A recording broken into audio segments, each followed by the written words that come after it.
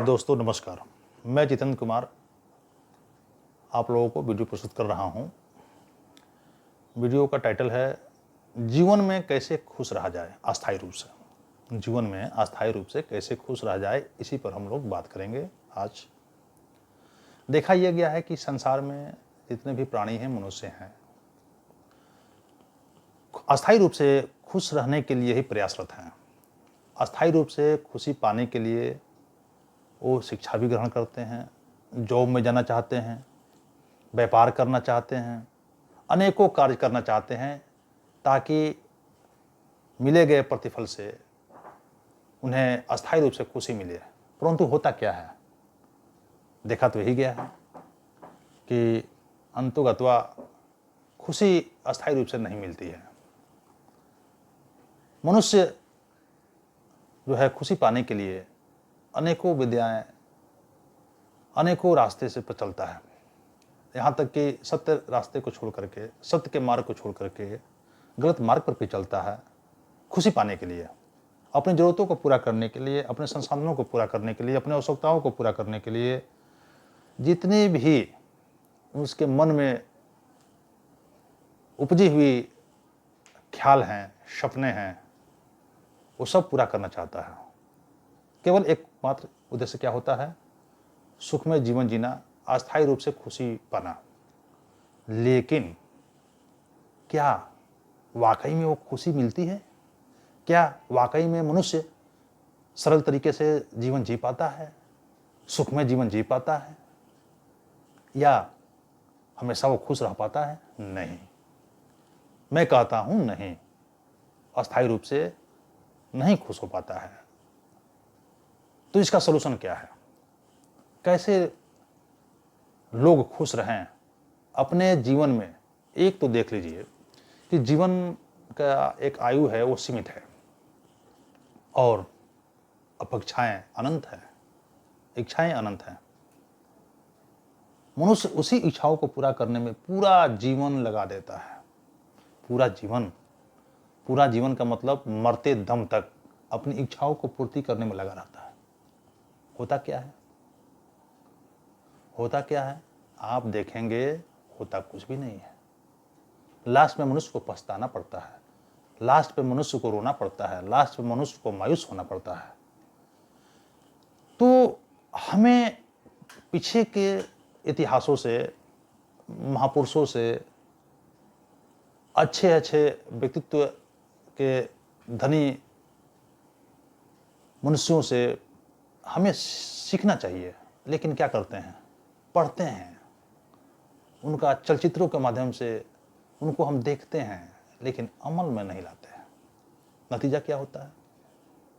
नतीजा ये होता है कि थोड़ा देर के लिए आनंद तो हो जाता है, थोड़ी देर के लिए मन प्रसन्न तो हो जाता है, लेकिन अस्थायी रूप से नहीं हो पाता है। तो आज हम लोग इस वीडियो में ये समाधान खोजने के लिए प्रयास करेंगे कि मनुष्य प्राणी अस्थायी रूप से अपने जीवन काल में कैसे खुश रहे। इस उद्देश्य को पूरा करने के लिए मैं इस वीडियो के माध्यम से प्रयास कर रहा हूं।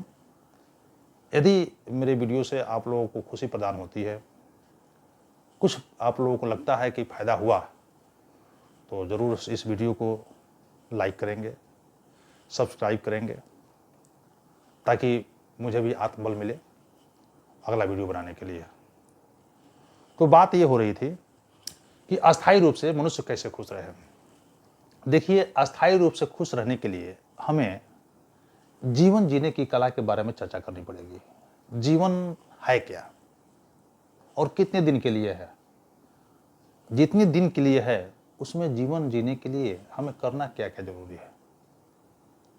देखिए, आप भी छोटे जब रहे होंगे तो स्कूल में गए होंगे, हम भी गए थे। एक चीज़ वहाँ से हम लोगों ने सीखा कि मनुष्य की मूलभूत जो आवश्यकताएं होती हैं, रोटी कपड़ा मकान होती है। तो रोटी कपड़ा मकान होती है, अभी तो बहुत सारी मूलभूत आवश्यकताएं में जुड़ गया है, संचार माध्यम में आ गया है। उसके बिना किसी का जीवन पूर्णमय नहीं है, अधूरा साल हो गया है। तो रोटी कपड़ा मकान हम लोगों ने बचपन में हम लोगों ने प्राइमरी स्टेज में ये शिक्षा लिए थे कि मनुष्य को रोटी, कपड़ा, मकान की मूलभूत आवश्यकताएं होती हैं, जिसकी बहुत ही ज़रूरत होती है जीवन में। तो हमारे कहने का उद्देश्य ये है कि अस्थायी खुशी पाने के लिए मनुष्य को जीने की कला सीखना पड़ेगा, जीवन को जानना पड़ेगा। और जीवन को जानने के रास्ते में 3 चीज़ें आती हैं: तन, मन और आत्मा। 3 चीज़ें क्या हैं? फिर से सुन लीजिए। तन यानी कि शरीर, मन यानी मानसिक शरीर, और आत्मा यानी आत्मिक शरीर। हर एक प्राणी के अंदर ये 3 शरीर पाए जाते हैं। पहला कौन सा है? पहला है तन यानी भौतिक शरीर, जो दिखता है। जैसे मुझे आप देख रहे हैं, बाहर से जो दिख रहा है ये भौतिक शरीर है। उसी तरह से मैं आपको जो देख रहा हूँ, जो बाहर से आप दिख रहे हैं, वो भौतिक शरीर है। उसके अंदर है एक शरीर मन का यानी मानसिक शरीर, और इन दोनों के परे यानी इसके बाद है तीसरा शरीर आत्मिक शरीर। कहने का तात्पर्य यह है कि भौतिक शरीर यानी जो दिख रहा है वो तो सबको समझ में आ जाता है, लेकिन मानसिक शरीर दिखता नहीं है, आत्मिक शरीर दिखता नहीं है। इसे महसूस किया जाता है, महसूस करने की कला है, विद्या है, ज्ञान है, उसके माध्यम से इसे जान सकते हैं। तो हमारा आज का जो टॉपिक है कि जीवन में अस्थायी रूप से खुशी कैसे मिले, इसी का निदान हम लोग खोज रहे हैं इस वीडियो में, इसके आज के चर्चा में। तो जैसे कि आप जानते हैं कि तन, शरीर जो दिखता है वो नश्वर है, लेकिन इस तन को चलाता कौन है, इसके पीछे कौन काम करता है? तो मन, मानसिक शरीर। मानसिक शरीर यानी कि विचार, मन जो 24 घंटे चंचलता में रहता है, अस्थायी है, वह जो है तन पर कमांड किए हुए है। तन उसका फॉलोअर है, यानी मन में कोई तरह की विचार आती हैं तो तन उसको एक्टिवेट करता है, तन उसको क्रिया यानी प्रदान करता है। और तीसरा जो शरीर मैंने बताया आत्मिक शरीर, ये एक ऐसी शरीर है जो अस्थायी है, जो कभी भी नश्वर नहीं होता है, और यह शरीर ही इस दोनों शरीर का मूल जड़ है। तो हमें खुश रहने के लिए तीनों शरीर के बारे में जानना बहुत जरूरी है। यदि हम तीनों शरीर की बारीकियों को समझ लेते हैं आज की इस वीडियो में, तो मुझे लगता है कि आपको अस्थायी खुशी मिलने में दनिक भी देर नहीं लगेगी। अब वीडियो सुनने के साथ ही आपका खुशी मिलने का आनंद आना शुरू हो जाएगा। तो मैं बोल रहा था कि शरीर जो है ये नश्वर है, भौतिक शरीर।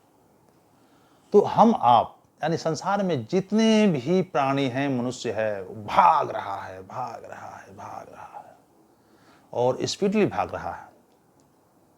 क्यों भाग रहा है? अपनी मन में उपजे हुए विचारों, ख्यालों को पूरा करने के लिए। और मन में विचार, ख्याल जो उपज रहा है वो कहाँ से उपज रहा है, उसकी उत्पत्ति किधर से हो रही है, इसको जब जानेंगे आप तो आपको बहुत ताजुब होगा। मन के अंदर जो विचार उत्पन्न हो रही है, मन के अंदर जो इच्छाएं बन रही है, वो बाहर की संसार को देख के बन रही है। ये भौतिक संसार जो आप इस आंखों से देख रहे हैं संसार को, उसी में से इच्छाएं पैदा हो रही हैं, उसी में से आप स्वप्न ले रहे हैं, उसी में से आपके अंदर महत्वाकांक्षाएं पैदा हो रही हैं। और क्या करते हैं? फिर उसको पूरा करने के लिए मन को समझाते हैं, और मन तन से काम लेता है पूरा करने के लिए, और चल पड़ती है एक गाड़ी। कौन सी गाड़ी? शारीरिक गाड़ी, शरीर वाली गाड़ी। और रात दिन उसको पूरा करने में लगे रहते हैं। लेकिन इन दोनों के पीछे एक जो शरीर है, जिसको मैंने बताया था आत्मिक शरीर, उस शरीर से आप पूछते तक नहीं है। भाई गलती आपकी तो है नहीं, क्योंकि आत्मिक शरीर के बारे में जानकारी तो आपको है नहीं, ना उसका आभास है आपको, और ना ही अनुभव है। तो पूछेंगे कैसे? तो आप केवल 2 ही शरीर को लेकर चलते हैं, एक मानसिक शरीर को और एक भौतिक शरीर को। लेकिन आज आपको तीसरी शरीर के बारे में जब जानकारी हो जाएगी और उसकी बारीकी को जब आप समझ लेंगे, तो आप उस शरीर को भी लेकर चलेंगे, आत्मिक शरीर को भी लेकर चलेंगे, तो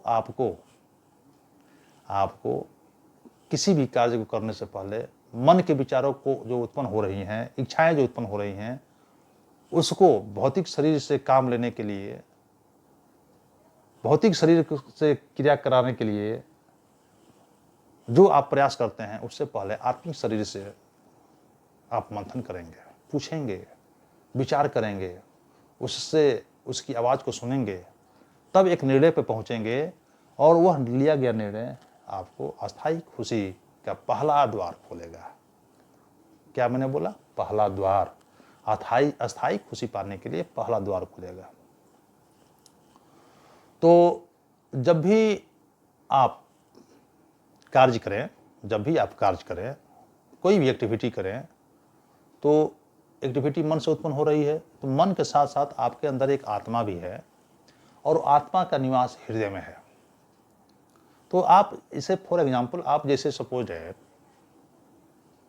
खुशी के बारे में जैसे हम चर्चा करते हैं, तो सपोज इट मान लीजिए कि आप कोई वस्तु मार्केट में चले खरीदने के लिए, तो आप बहुत उत्साहित रहते हैं, बहुत खुशी की बात है, आज बहुत खुश हूँ मैं, ये प्रोडक्ट मैं खरीद रहा हूँ। जैसे ही खरीदते हैं वह खुशी मिल तो जाती है, लेकिन कितने दिन तक ठहरती है?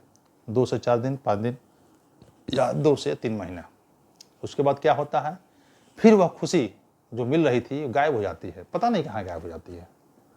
फिर दूसरी खुशी आप तलाश करते हैं कि किसी अन्य पदार्थ में मिले, किसी अन्य चीज़ों में मिले, फिर उसके लिए आप प्रयास करते हैं, उसके लिए कीमत चुकाते हैं, और वह भी खुशी 2 महीने 6 महीने के बाद पुरानी हो जाती है, खत्म हो जाती है। लेकिन यदि आप उसी समय आत्मा की आवाज़ सुने और उनसे पूछें कि हाँ, ये चीज़ होनी चाहिए या नहीं होनी चाहिए, करनी चाहिए या नहीं करनी चाहिए, तो आत्मा भी जो हृदय में निवास करता है वहीं से सिग्नल देगा आपको, वहीं से वो आवाज़ देगा आपको, यस आप ये करिए। ये भी जवाब दे सकता है, नहीं करिए। अब इसको सुनने की कला क्या है? आप यस कैसे समझेंगे या नो कैसे समझेंगे? जब कोई भी काम करने से पहले मन जैसे ही वह काम करने के लिए तैयार होता है, तो यदि वह कार्य सही है, तो आत्मा क्या करता है कि नॉर्मल वे में, जिस तरह से श्वास की गति नॉर्मल रूप से आप लेते हैं और छोड़ते हैं, तो हार्ट का धड़कन जो है, हृदय का धड़कन, जब आत्मा को उसे एक्सेप्ट नहीं करना होगा, उसे मना करना होगा, तो हार्ट बीट को बढ़ा देगा। ये उसकी पहचान है, उसकी आवाज़ की पहचान है। आपको इसको समझना चाहिए। जैसे ही कोई कार्य करते हैं और एक तरह से लगता है कि हृदय का धड़कन बढ़ गया, डर टाइप का महसूस हो रहा है, समझ लीजिए कि वो काम करने के लिए आत्मा मना कर रही है। उस पर फिर से विचार करने की जरूरत है आपको। अगर इसको इग्नोर करके करते हैं, तो वहां पर आप, हो सकता है कि चूंकि मन से लिया गया कार्य है, तो थोड़ा देर के लिए तो खुशी होगा, लेकिन बाद में चल करके उससे आपको दुखित होना पड़ेगा। तो ये तो आवाज हो गई आत्मा की पहचानने की। दूसरा पहचान क्या है? दूसरा पहचान कि आत्मा कैसे हम माने, आप माने कि आत्मा कह रही है कि हाँ यस इस काम को करो, तो आप देखेंगे कि जैसे ही वह कार्य आप करने जाते हैं, मन से जो विचार उठता है, तो आप देखेंगे कि हृदय भी बहुत प्रफुल्लित हो जाता है, हार्ट बीट नहीं बढ़ता है, नॉर्मल रहता है।